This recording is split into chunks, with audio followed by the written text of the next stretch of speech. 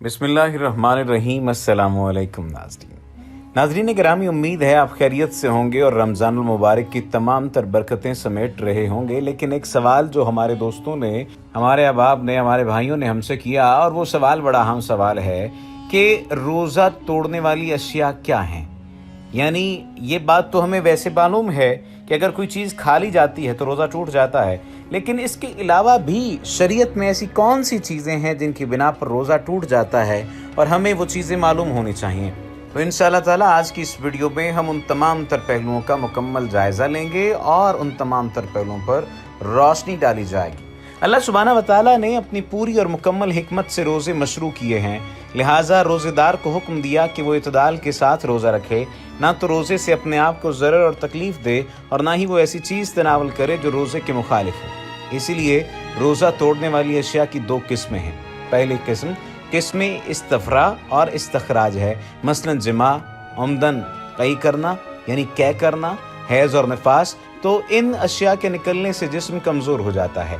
इसीलिए अल्लाह ताला ने इन्हें मुफ़स्सदात सौम यानी रोज़ा तोड़ने वाली अशिया करार दिया है, ताकि रोज़ेदार में दोनों कमज़ोरियाँ, एक तो रोज़े की कमज़ोरी और दूसरी अशिया के निकलने की वजह से पैदा होने वाली कमज़ोरी जमा हो जाए, तो रोज़ेदार को ज़रर और नुकसान हो और इसका रोज़ा हद एतदाल से निकल जाए। दूसरी किस्म वो नौ अमतला यानी अंदर दाखिल होने और पेट भरने वाली है, मसलन खाना पीना। इसीलिए अगर रोज़ादार खाए या पिए तो रोज़े की मतलूबा हिकमत का हुसूल नहीं होता। अल्लाह सुब्हानहू व तआला ने अपने फरमान में रोज़ा तोड़ने वाली अशिया के उसूल जमा कर दिए। फरमाया सूरतुल बकरा में कि अब तुम्हें इनसे मुबाशरत करने और अल्लाह ताला की तरफ से लिखी हुई चीज़ को तलाश करने की इजाज़त है। तुम खाते पीते रहो यहाँ तक कि सुबह का सफ़ेद धागा स्याह धागे से ज़ाहिर हो जाए, फिर रात तक रोज़े को पूरा करो। तो अल्लाह ताला ने इस आयत में रोज़ा तोड़ने वाली अशिया के उसूल बयान फरमाए हैं, जो कि खाना पीना और जमा हैं। और रोज़ा तोड़ने वाली अशिया को नबी मुकर्रम सल्लल्लाहु अलैहि वसल्लम ने अपनी सुन्नत में मुकम्मल तौर पर बयान फरमाया है। रोज़े को फासिद करने और तोड़ने वाली 7 अशिया हैं। नंबर 1 जमा और हम बिस्तरी, नंबर 2 मुश्तज़नी, नंबर 3 खाना पीना, नंबर 4 वो अशिया जो खाने पीने के मानी में हो, नंबर 5 संगी वगैरह लगवाने से खून निकलने की बिना पर, नंबर 6 आमदन तय करने की वजह से, औरत का हैज़ और निफास की वजह से खून निकलना। इन चीज़ों का अब हम तफसीली जिक्र करते हैं। इनमें पहली चीज़ जमा है, जो कि रोज़े वाली अशिया में सबसे बड़ी चीज़ है। लिहाजा जो भी रमज़ान मुबारक में दिन के वक्त आमदन और अपने इख्तियार से जमा करे कि दोनों शर्मगाहें मिल जाएं और किसी एक में गायब हो जाएं, तो उसका रोज़ा फासिद हो जाएगा। चाहे अनजाल हो या ना हो, उसे इस काम पर अल्लाह ताला से तौबा करनी चाहिए और उसे इस दिन का रोज़ा पूरा करना ज़रूरी है। और इसके साथ साथ इस रोज़े की कज़ा भी होगी और इस पर कुफ़ारा मुग़ल्लिज़ा होगा। इसकी दलील एक हदीस में है। अबू हुरैरा रज़ियल्लाहु ताला अन्हु बयान करते हैं कि एक शख्स रसूल अकरम सल्लल्लाहु अलैहि वसल्लम के पास आया और कहने लगा, ए अल्लाह ताला के रसूल, मैं तो हलाक हो गया। नबी अकरम सल्लल्लाहु अलैहि वसल्लम ने उससे पूछा, किस चीज़ ने तुझे हलाक कर दिया? वो शख्स कहने लगा, मैं रमज़ान में रोज़े की हालत में अपनी बीवी से जमा कर बैठा हूँ। नबी करीम सल्लल्लाहु अलैहि वसल्लम उससे फरमाने लगे, क्या तुम ग़ुलाम आज़ाद कर सकते हो? वो कहने लगा, मैं इस्तिताअत नहीं रखता। नबी करीम सल्लल्लाहु अलैहि वसल्लम ने फरमाया, क्या 2 माह के मुसलसल रोज़े रख सकते हो? वो कहने लगा, मैं इसकी भी ताकत नहीं रखता। नबी करीम सल्लल्लाहु अलैहि वसल्लम ने फरमाया, क्या 60 मिस्कीनों को खाना खिला सकते हो? उस वक्त वो कहने लगा, नहीं। जमा के अलावा भी किसी चीज़ से रोज़ा टूटने पर कुफ़ारा वाजिब नहीं होता।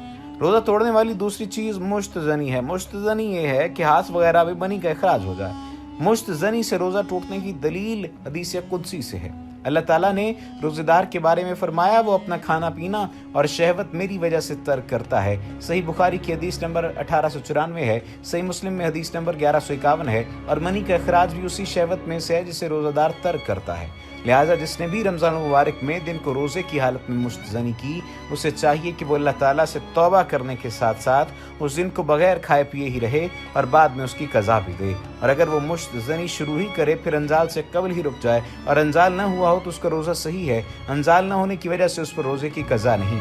इसलिए रोज़ेदार को चाहिए कि हर शहवत अंगेज़ चीज़ से दूर ही रहे और अपने ख़यालात को गलत और रद्दी किस्म के ख़यालात से बचा कर रखे। और मज़ी के बारे में सही ये है कि इसके अखराज से रोज़ा नहीं टूटता। रोज़ा तोड़ने वाली सवाल ये पैदा होता है, अब तीसरी शय क्या है? तीसरी चीज़ खाना पीना है। मुंह के रास्ते खाना या पीना मैदे में पहुंचाने को कहा जाता है, और इसी तरह किसी ने नाक के रास्ते अपने मैदे में कोई चीज़ दाखिल की तो वो भी खाने पीने के हुक्म में ही होगा। नबी करीम सल्लल्लाहु अलैहि वसल्लम ने फरमाया, नाक के अंदर पानी चढ़ाने में मुबालगा करो, लेकिन रोज़े की हालत में ऐसा न करो। अल्लामा अलबानी रहमतुल्लाह ताला अलैह ने इसे सही सुनन तिरमिज़ी में सही करार दिया है। इसलिए अगर नाक से पानी का मैदे में दाखिल होना रोज़े पर असर अंदाज ना होता तो नबी करीम सल्लल्लाहु अलैहि वसल्लम नाक में पानी चढ़ाने से मना ना फरमाते। रोज़ा तोड़ने वाली चौथी चीज़ वो अशिया जो खाने पीने के हुक्म में हो। ये 2 अशिया पर मुश्तमिल है। रोज़ादार को खून लगाना, मसलन अगर किसी का खून बह जाए तो उसे खून दिया जाए तो उसका रोज़ा टूट जाएगा, क्योंकि खून खाने पीने से भी इंतहाई ज़्यादा ग़िज़ा है। नंबर 2, ग़िज़ाई इंजेक्शन जिनके लगाने से खाने पीने से मुस्तगनी हुआ जाता है, मसलन ड्रिप वगैरह, और ताकत के इंजेक्शन लगाना, क्योंकि खाने पीने के काम मकाम है।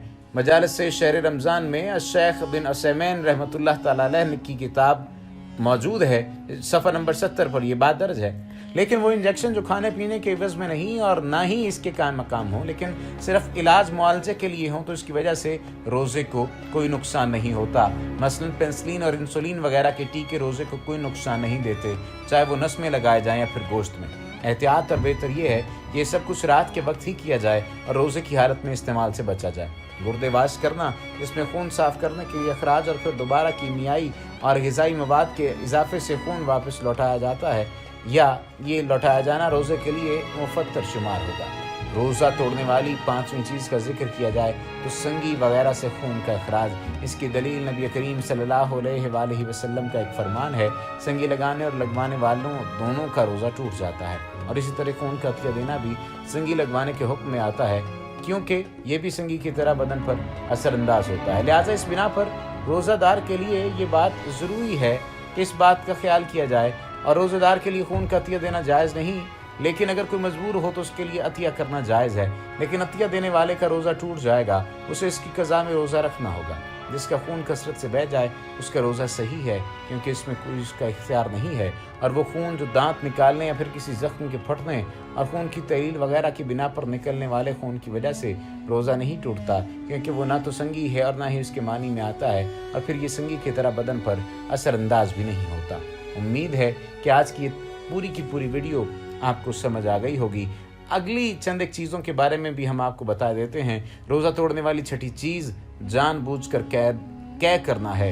रोज़ा तोड़ने वाली 7वीं चीज़ हैज़ और निफास के खून का अखराज है, यानी इस खून का खारिज होना भी रोज़ा तोड़ देता है। अब सवाल ये पैदा होता है कि इसकी वजह बुनियादी तौर पर ये क्या है, यानी वजह क्या है कि इससे रोज़ा टूट जाता है। इसकी दलील नबी करीम सल्लल्लाहु अलैहि वसल्लम का फरमान है कि ऐसा नहीं कि जब तुम में से किसी एक को हैज़ आता ना तो वो रोज़ा रखती है और ना ही नमाज पढ़ती है। लिहाजा जब भी औरत हैज़ नफास का खून देखे उसका रोज़ा फासिद हो जाएगा, चाहे ग़ुरूब शम्स से चंद लम्हात कबल ही क्यों ना आ जाए। लेकिन अगर औरत हैज़ के खून के इंतकाल को महसूस कर ले, लेकिन खून का अखराज ग़ुरूब शम्स के बाद हो, तो वो रोज़ा सही होगा और इस दिन के रोज़े से किफ़ायत करेगा।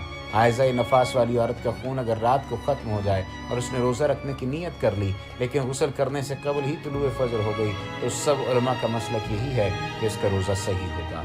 अमा अलैना इल्लल बलागुल मुबीन।